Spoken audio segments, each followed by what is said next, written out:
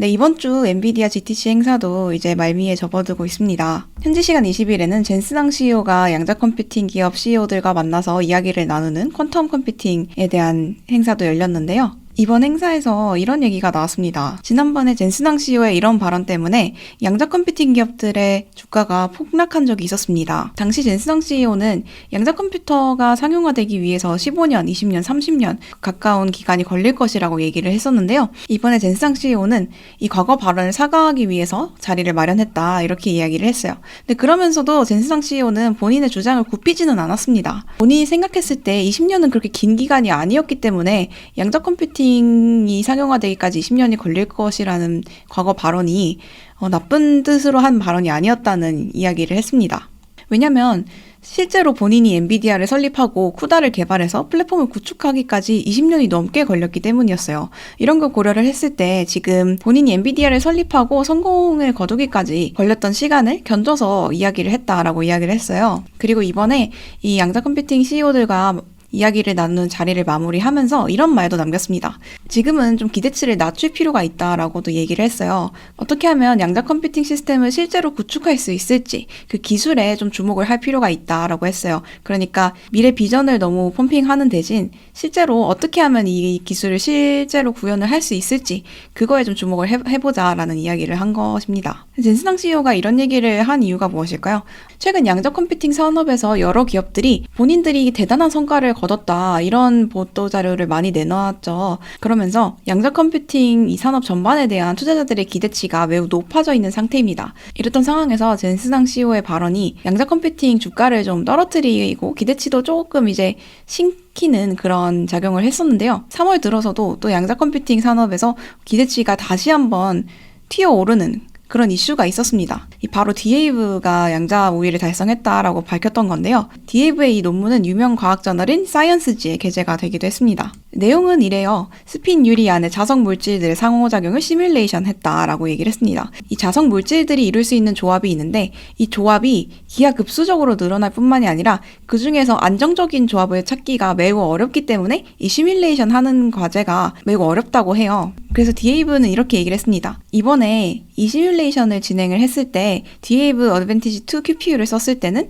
20분이 채 걸리지 않았다라고 얘기를 했어요. 그런데 같은 작업을 세계에서 가장 빠른 슈퍼컴퓨터인 HP 엔터프라이즈의 프론티어를 사용을 한다고 쳤을 때 100만 년이 넘는 시간이 걸린다라고 얘기를 한 거예요. 기존의 슈퍼컴퓨터가 할 수 없는 작업을 양자 컴퓨터가 해냈기 때문에 양자 우위를 달성했다라고 주장을 한 거죠. 이 논문에서 디웨이브가 비교한 고전 컴퓨팅의 알고리즘은 이 텐서 네트워크와 뉴럴 네트워크였습니다. 근데 이 두 가지가 이 시뮬레이션을 돌릴 때 가장 적합한 알고리즘임에도 불구하고 시간이 엄청나게 오래 걸릴 뿐더러 정확도도 그리 높지 않았다고 합니다. 그런데 이제 디에이브의 어드밴티지 2 퀀텀 컴퓨터를 썼을 때는 짧은 시간 안에 매우 높은 정확도로 시뮬레이션을 하는데 성공을 했다라는 거죠. 근데 디에이브가 이번에 시뮬레이션에 성공한 것이 중요한 이유가 따로 있습니다. 왜냐하면 이번에 성공한 시뮬레이션이 센서나 스마트폰, 모터, 의료 영상기기 등에 사용되는 그런 물질을 생산하는데 매우 중요한 그런 시뮬레이션이기 때문이었어요. 양자 컴퓨터가 지금도 실용성을 갖추고 있다라는 거를 증명했다라는 겁니다. 지금까지 말씀드린 소식은 이런저런 매체에서 좀 보셨을 수 있는데요.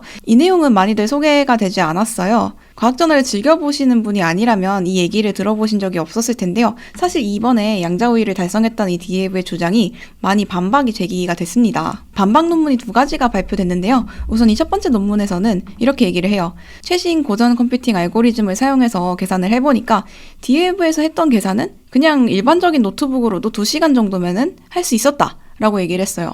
그리고 다른 논문에서는 또 이런 얘기를 합니다.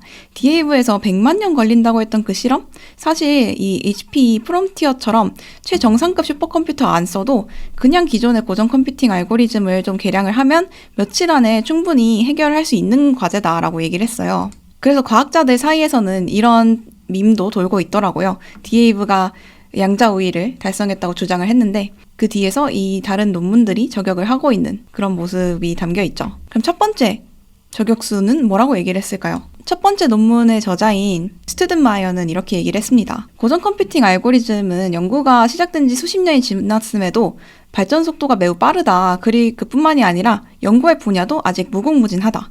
그리고 이렇게도 얘기를 했어요. 고전 컴퓨팅 알고리즘을 활용해서 뭐 어떤 문제를 해결할 수 없다고 주장하기 전에 좀 주의를 기울이라고도 이제 촉구를 했습니다.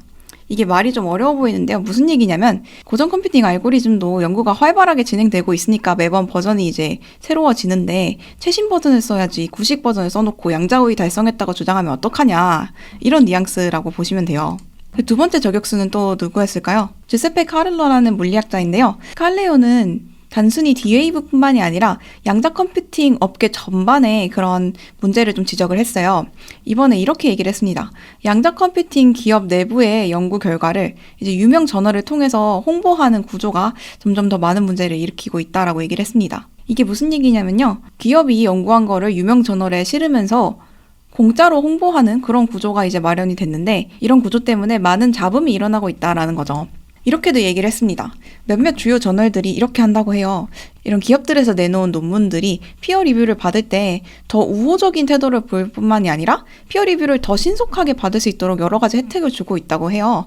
그래서 학계에서는 이들 저널들의 이런 그릇된 태도가 기업 양자 연구팀들이 좀 과장된 주장을 내놓도록 그런 분위기를 만들고 있다라는 우려가 지배적이라고 합니다. 카를레오는 이런 현상도 문제다라고 지적을 했는데요.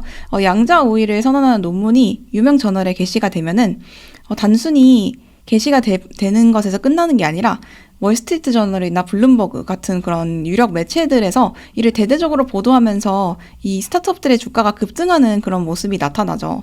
근데 사실은 이 양자우위를 주장한 논문들이 그 후에 실험을 통해서 반박이 되는 경우가 많습니다. 반박이 되더라도 이 소식은 전혀 보도가 되고 있지 않다는 거예요. 그러니까 정말로 진정한 양자우위를 달성한 게 아니니까 올라간 주가도 떨어져야 되는데 전혀 그런 소식들이 투자자들에게 전해지지 않고 있다라는 것도 좀 문제스럽다라는 거죠. 실제로 사례를 한번 보면요. 2019년에도 구글이 양자우위를 달성했다고 주장을 한 적이 있습니다. 그런데 이 주장도 반박이 나오면서 실제로 격추가 됐어요. 이 내용을 보면 이 연구팀에서 만든 알고리즘을 통해서 계산을 하면은 구글의 퀀텀 하드웨어보다 훨씬 빠른 속도로 계산을 할 수 있었다. 시뮬레이션을 할 수 있었다라고 이야기를 했습니다. 그뿐만이 아니라 IBM도 2023년에 양자우위를 주장을 한번 한 적이 있었어요. 근데 이 주장 또한 반박이 되어버렸습니다. 이 연구팀에서 만든 알고리즘을 활용을 하면 고전 시뮬레이션이 퀀텀 시뮬레이션보다 더 정확하고 빠른 그런 결과를 냈다라는 거죠. 그러면서 카를레오는 또 이런 얘기를 합니다. 양자에 대한 과도한 기대감을 부채질한다는 게 더 큰 문제다. 이런 저널들이 과학을 이렇게 하면 안 된다라고 이야기하는 과학자들의 목소리를 좀 무시하고 있다. 이렇게 우려를 표했어요. 그럼 D-Wave는 또 어떤 입장이었을까요? D-Wave는 이런 반박이 있었음에도 진정한 양자율을 달성했다는 주장을 굽히지 않았어요. 네, 앨런 베러츠 박사, D-Wave의 CEO인데요. 이 CEO는 본인의 링크드인 계정에서 이렇게 얘기를 했습니다. 여러 반박 논문들이 있었는데 이 반박 논문에서는 D-Wave가 진행했던 실험의 극히 일부만 고전 컴퓨터를 통해서 시뮬레이션 하는데 성공을 했다. 그러니까 이거 두 개를 똑같이 비교를 하는 게 말이 되느냐라는 겁니다. 그러면서 D-Wave가 이제 내놓은 결과가 훨씬 더 깊이가 있다라고 얘기를 했어요. 그뿐만이 아니라 이런 얘기도 했습니다. 사문계 어닝콜에서 한 얘기인데요. 원래 이 논문은 1년 전에 인터넷에 공개가 됐다라는 거예요. 그동안 근데 이제 피어 리뷰를 거치는 과정에서 언론에 이렇게 대대적으로 공개를 하는 시점이 늦었을 뿐이다라고 얘기를 했습니다. 그러니까 이건 무슨 이야기냐면요. 1년 전에 이미 우리 다 너네 보라고 논문 올려놨는데 그동안 반박을 할 시간이 충분했는데 아직 반박이 안 들어온 거 아니냐라고 이야기를 한 거죠. 이 1년이라는 기간 동안 우리가 했던 실험을 모두 따라 할 수 있는 그런 고전 컴퓨팅 알고리즘을 만들 시간이 충분을 했는데 아직까지 안 된 거 아니냐 뭐 이런 뉘앙스라고 보시면 되겠어요. 요즘 투자자들 사이에서는 양자 컴퓨팅에 대한 기대감이 상당하죠. 그런데 양자 컴퓨팅 투자자들의 목소리를 좀 듣다 보면 드는 생각이 있습니다. 현대 과학의 근간에는 반증주의가 있죠. 이 말은 그러니까 과학은 반증을 통해서 진화한다는 건데요. 어떤 연구가 진행되고 그 연구에 대한 반박이 들어오고 또 그 반박을 통해서 이 연구를 또 고도화해 나가면서 이 반박을 받은 내용을 고쳐 나가면서 과학이 진화한다는 거죠. 그럼 투자자로서 우리도 이런 기업들의 주장을 무비판적으로 모두 수용하는 대신에 그렇지 않다라고 얘기하는 반박의 목소리도 귀 기울여 드려야 하지 않을까 이런 생각이 들기도 합니다. 저희 채널에서 가장 인기 있는 영상 중 하나인데요. 이 영상을 번역을 할 때 이 내용이 참 인상 깊었는데요. 주식을 본인의 손자 손녀처럼 대하지 말라 이런 말을 피터 린치가 합니다. 그 말은 주식을 애지중지하지 말고 냉철하게 한 발 뒤로 물러서서 파악을 하자라는 건데요. 양자 컴퓨팅 기업에 투자할 때도 여러 기관이나 다른 과학자들이 반박을 제기하는 것을 좀 귀 기울여 들어보는 게 좋지 않을까 그런 생각이 듭니다. 머니네버슬립 뉴스레터와 네이버 프리미엄 콘텐츠 지금 바로 구독해보세요.